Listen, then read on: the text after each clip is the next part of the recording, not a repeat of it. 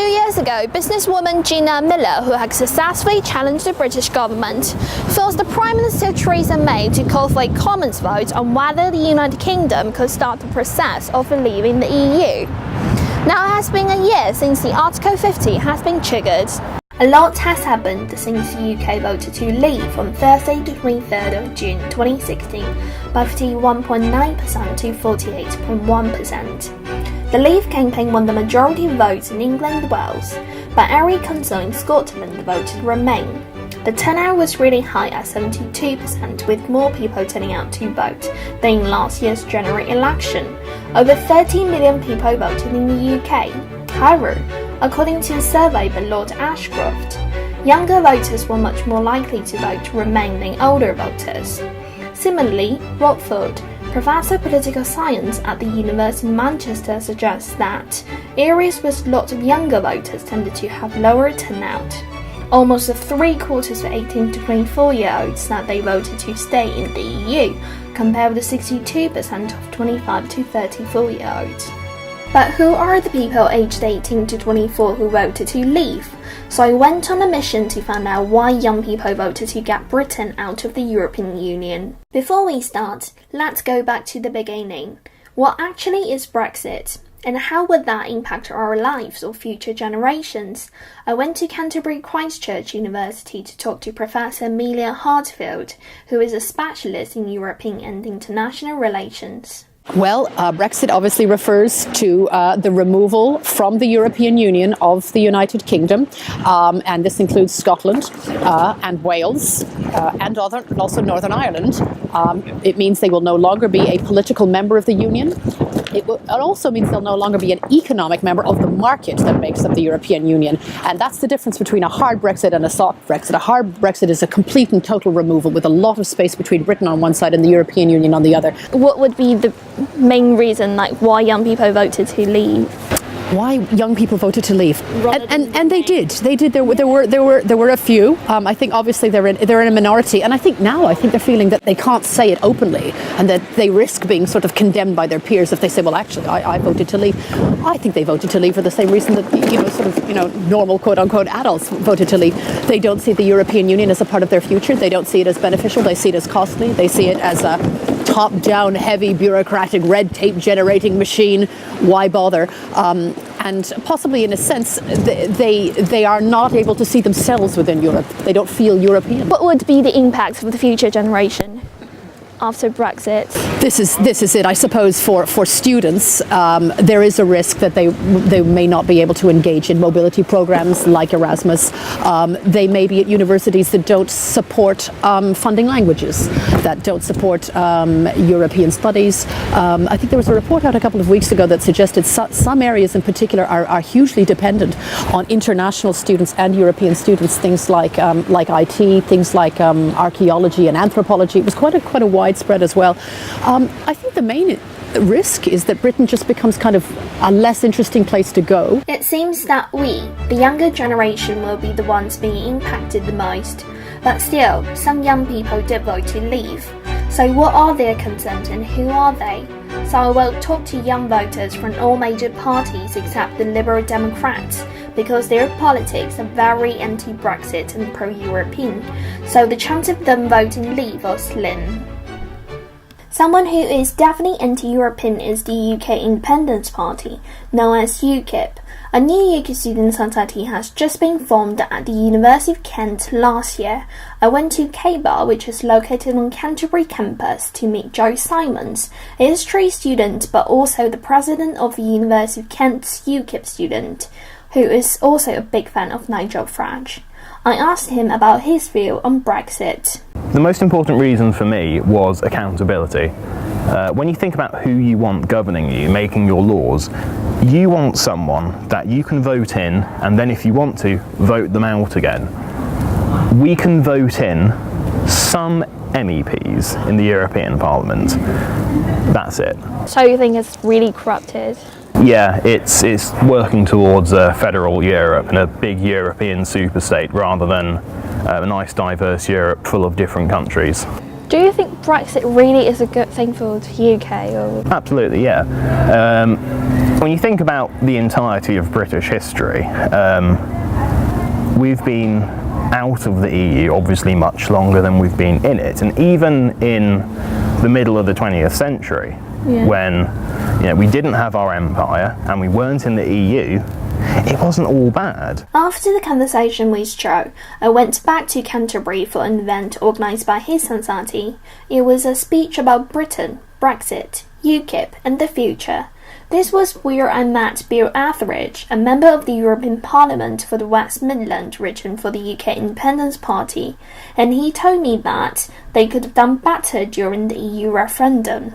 We haven't sold it properly. I think that the campaign that we ran in the referendum was abysmal when it comes to reaching out to young people. I actually think politically in general, those of us who would consider ourselves libertarian or centre-right just are doing such a bad job of talking to young people about things. About Jeremy Corbyn's campaign about vote at 16, how do you think that would change Brexit? Well, it would make a big difference because the majority of people of that age at the moment are pro-EU, because the schools are often pro-EU. I actually had my stepson a while ago come up to me and say, I didn't realise that you were such a racist and a horrible person, because he was told in school that UKIP was a racist party as a fact.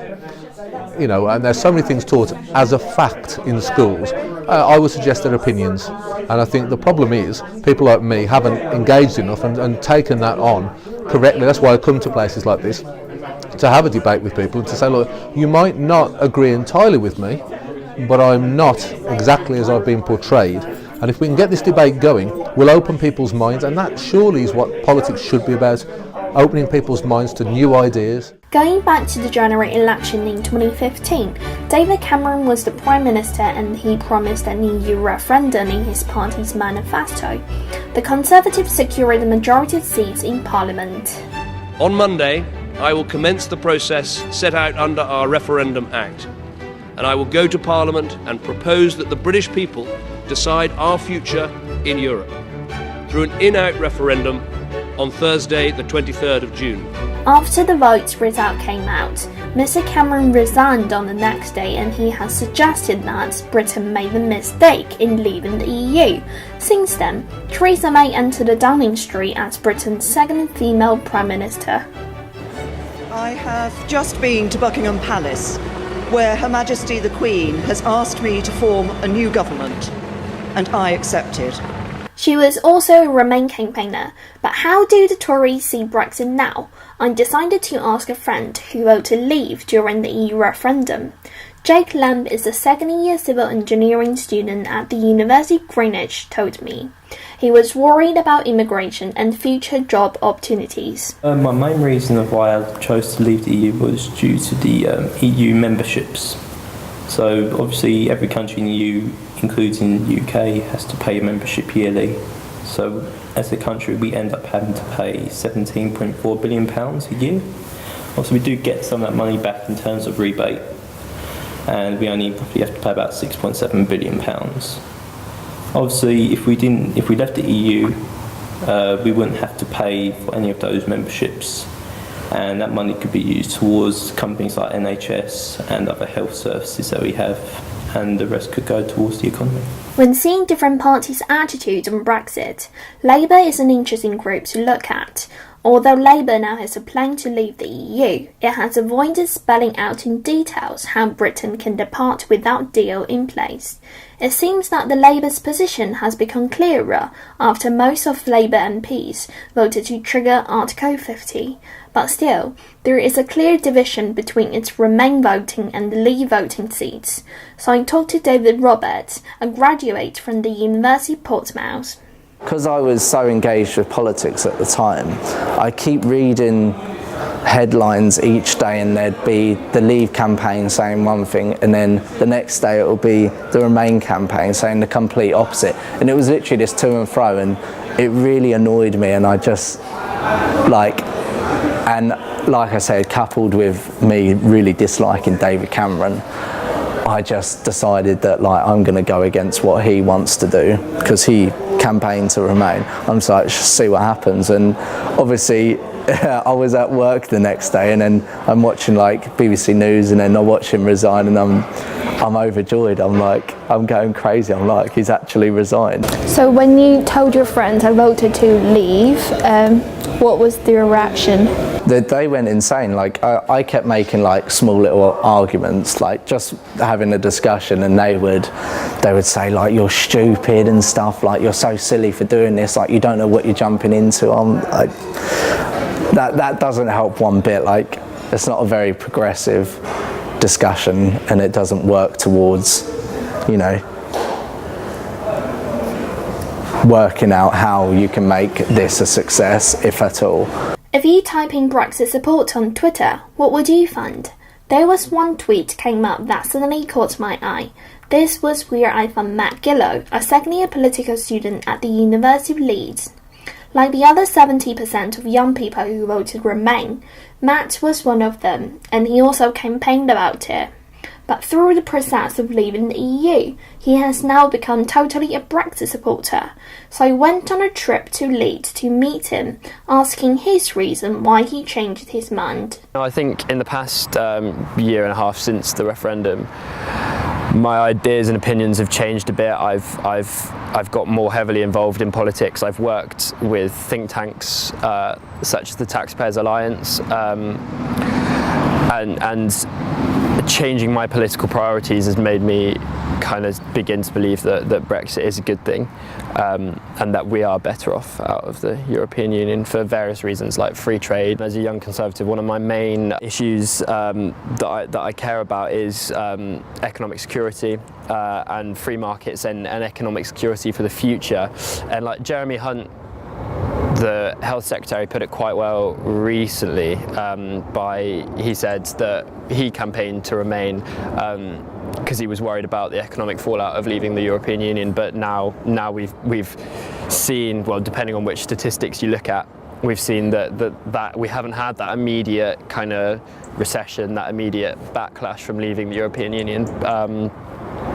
And so I'm in a very similar boat to him in that, because I haven't seen that, I've kind of changed my mind. But I was initially worried about that economic fallout, worried about losing access to the single market. As the wheel of history turned, after 40 years membership with the EU, we have finally come to a point where the UK voted to leave. It now seems that the reason young people vote to leave has become clearer. You may not totally agree with it, but I do find some of them make sense. Brexit negotiations are halfway through the 2-year period, and it is scheduled that UK would depart the EU on the 29th of March in 2019. Through my course of investigation, I have found that the EU referendum has had a direct impact on some young people, and that's how they were drawn into politics. Whether it was the issue or the action of a particular party that sparked their attention, that was the vote when young people decide their own future.